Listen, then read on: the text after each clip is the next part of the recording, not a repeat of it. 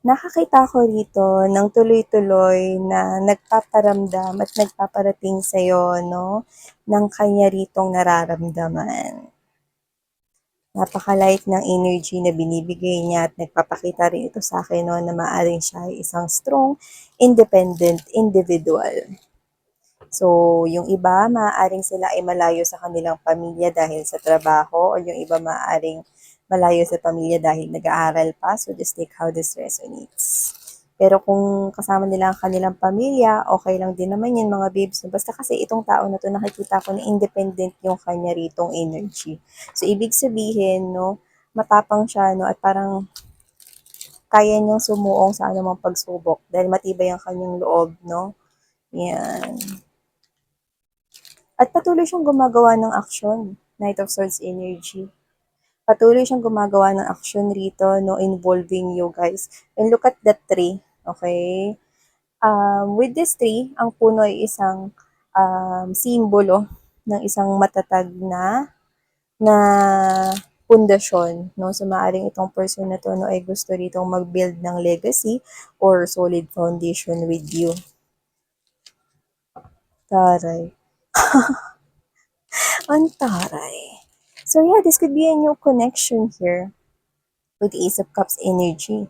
Okay? This could be someone here na pwedeng hindi mo pa nakarelasyon ever. And the Ace of Cups energy, look at that overflowing love of this person for you.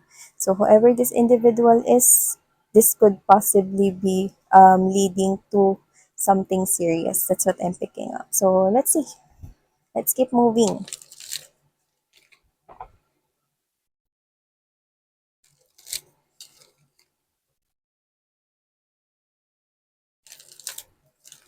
Okay, let's go ahead and check out anong meron dito for my collective.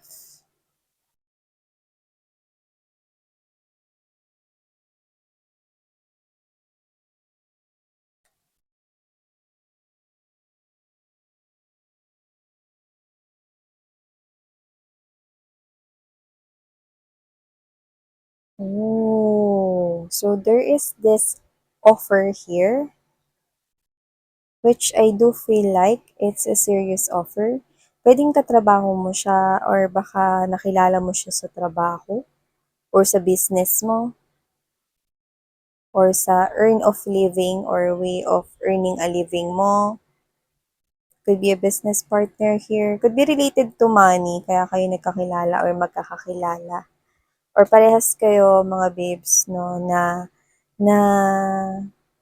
um, ang focus ninyo ay stability or ang focus ninyo ay mas pagtibayin at palaguin, okay, ang inyong pinansyal. Okay? But this is something here like an offer coming from the heart. Because temperance is giving me the vibe that this person here could be younger than you by age, but doesn't have to be for everybody. Kung sino siya, nakikita ko na sincere naman siya, yun ang general message. Kung regardless of the age, regardless of the gender, of course, this person is embodying this temperance energy. Actually, mga babes, no, talagang padala siya rito ni universe sa inyo. Okay? This person is very patient. So, kung ikaw man ay klase ng individual na moody or um, nagtatantrums ka, bata, minsan hindi maintindihan yung ugali mo and you know that, no? Kaya kanyang i-handle. Yan, no? Hindi ko sinasabing ganun ka, no? Sinasabi ko sa inyo kung gaano siya kapasensyoso. Okay? When it comes to stability, I don't think so na magiging problema ang pera dahil marunong siyang mag-manage ng money. So, this could be someone here na bata pa lang siya, pinapahalagahan niya na yung pera, ano. Yes, definitely. I'm seeing someone here, no, na kahit yung nakikita niya, no, na mga sentimos, eh, hinuhulog niya sa kanyang piggy bank, ganon, alkansya. Yeah. Piggy bank. Piggy bank. O bakit? Piggy bank naman dati yun, di ba? Alkansya kasi, di ba, miss yan? Ayun, o sige, alkansya na nga. So yun nga, no, mahilig siya rito mag-ipon. Bata pa lang siya, masinop na siya. Okay, kaya nakikita ko rito na may pagpapahalaga siya. Hanggang sa lumaki siya, may pagpapahalaga siya sa bawat sentimo. Kahit na kumikita na siya rito, no, ng higit pa sa sapat, no, ay may pagpapahalaga pa rin siya sa pera. Oh.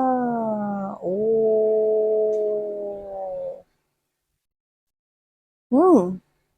So, you're appearing here as the Queen of Cups to this person's eyes. So, kung sino mo man ito na nakikita ka niya bilang napaka-mapagmahal, napaka-maalaga, napaka-pasensyosa, no? Nakikita ka niya na bilang nag embodies no, kagaya ng katangian ng kanyang mom. So, whatever the case may be, sa iba maaaring talagang may age difference dito. Okay? But let's not get fixed with the age. But this person here is lumilevel sa maturity ng iyong pag-iisip, mga babes, no? Yun na nakikita ko dito. So, this person is matured, kagaya mo, at nakikita niya sa iyo mga babes, no, ang katangian ng kanyang mom or parang parang siya tong klase ng individual, wala tayong gender dito, no? Pero parang gusto niya na makatagpo ng isang tao na nag-i-embodies, no? Siyempre, okay, mama niya yun, no? Hindi naman para kunin mo lahat ng mga qualities ng mom niya, pero yung parang kagaya ng mama niya na maalaga, kagaya ng mama niya, not sugar mommy, okay? Or not sugar daddy here, okay? But someone here who is just like a mom. Okay? Model niya kasi dito yung mama niya. Okay, parang gusto niya yung mapag-alaga rin, mapagmahal, no, yung talagang may responsibility sa family, no, very malaga, very caring, no, yung talagang malaki yung pagpapahalaga sa pamilya, no, yan ang mga hinahanap niya at nakita niya yan sa'yo. Okay? Pero dito kasi, alam mo, kung sino man tong person na to sa tingin ko, wala pang official na kayo. So, in short, hindi pa officialing kayo, pero pwedeng tuloy-tuloy with the Eight of Coins energy and there's this Page of Pentacles energy, tuloy-tuloy na rito, no? Yung pagpaparating niya sa'yo ng kanyang damdamin, emosyon, seryoso siya rito, no? At mukhang alam mo yon. So, nakikita ko rito, no, na may pagmamahal ka na sa kanya. Gusto mo na siya pero hindi pa official na kayo. So, just take how this resonates. Sa iba, pwedeng tapos na to. Sa iba, pwedeng nangyayari sa kasalukuyan. At sa iba naman ay pwedeng hindi pa at isang prediction sa inyong future. So, nakikita ko rito, kung sino man siya, meron ka nang nararamdaman sa kanya, no? At palalim ng palalim, okay, nakikita ko rito na nararamdaman mo para sa kanya. Pero may pagpipigil. Parang nagpipigil ka. Nakikita ko rito. It's like this person here is pwedeng matagal ka niya nang nililigawan or pwedeng matagal niya nang pinaparamdam sa'yo na gusto ka niya, na mahal ka niya, na seryoso ka niya rito, pero hindi mo pa rin siya binibigyan ng sagot. Wala tayong gender dito, no? Or parang hindi ka pa nag-a-agree na magkaroon kayo ng relationship, no? Kumbaga, hindi ka pa nag-a-agree mga babes, no? Na gawin ninyo yung mga ginagawa ng magka-in relationship, kagaya ng holding hands while walking or mag-kiss kagaya ng ginagawa ng mag-jowa, no? Or mag-hug yan, no? So, kung sino man to, dahil sabi ko nga sa inyo, napakapasensyoso niyang tao rito, no? At nakikita ko sa kanya na makapaghihintay siya, no? Okay lang, parang ganun. Parang take time, no? Pero nararamdaman niya rin na nahuhulog ka na sa kanya, pero binibigyan ka niya ng time and space na ikaw mismo yung magsabi at aminin yan sa kanya. Pero ramdam na mga babes, no, nitong person na to na gusto mo din siya. Yan, no? So, naghihintay na lamang siya rito na manggaling ito sa bibig mo, itong pag-amin na to. No? With this Queen of Cups energy and the Hermit, you know what I'm getting from this one? Yeah, I'm hearing that song. Saktong-sakto to mga babes na rinig natin dito, no? So, thank you, Spirits and Angel Guides, for this song. This song is, nakalimutan ko yung kumanta, pero ito yung song.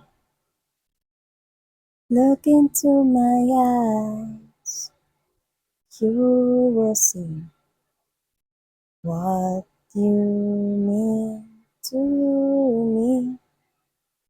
Search your heart search your soul. And when you find me there, you search no more. Mm. Ang title. Wow.